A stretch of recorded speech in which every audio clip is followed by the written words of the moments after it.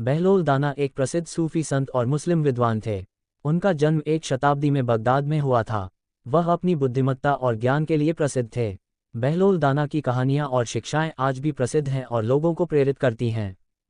बहलोल दाना की एक प्रसिद्ध कहानी है जिसमें वह एक दिन सड़क पर चलते हुए एक व्यक्ति से मिलते हैं जो बहुत उदास और परेशान था। बहलोल दाना ने उस व्यक्ति से पूछा कि क्या बात है और वह इतना उदास क्यों है।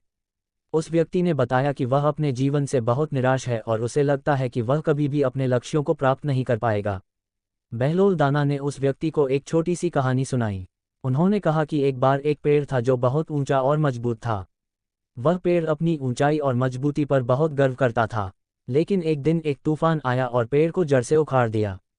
पेड़ ने सोचा कि वह सबसे मजबूत है, लेकिन वह गलत था। बहलोल दाना ने कहा कि इसी तरह हमें कभी भी अपने बारे में अधिक नहीं सोचना चाहिए। हमें हमेशा अपने लक्ष्यों की ओर बढ़ते रहना चाहिए और कभी हार नहीं माननी चाहिए। उस व्यक्ति ने बहलोल दाना की बात सुनी और अपने जीवन में आगे बढ़ने का फैसला किया। बहलोल दाना की एक और प्रसिद्ध कहानी है जिसमें वह एक दिन एक बाजार में जाते हैं और एक व्यक्ति को देखते हैं जो बहुत तेजी से भाग रहा था। बहलोल दाना ने उस व्यक्ति से पूछा कि वह इतनी तेजी से क्यों भाग रहा है। उस व्यक्ति ने बताया कि वह अपने दुश्मन से बचने के लिए भाग रहा है। बहलोल दाना ने कहा कि तुम अपने दुश्मन से नहीं भाग सकते, बल्कि तुम्हें अपने आप से भागने की जरूरत है। उन्होंने कहा कि हमारे सबसे बड़े दुश्मन हमारी अपनी बुरी आदतें और विचार हैं। हमें इन्हें बदलने की जरूरत है और अपने आप को बेहतर बनाने की कोशिश करनी चाहिए। बहलोल दाना की कहानियाँ और शिक्षाएं आज भी लोगों को प्रेरित करती हैं।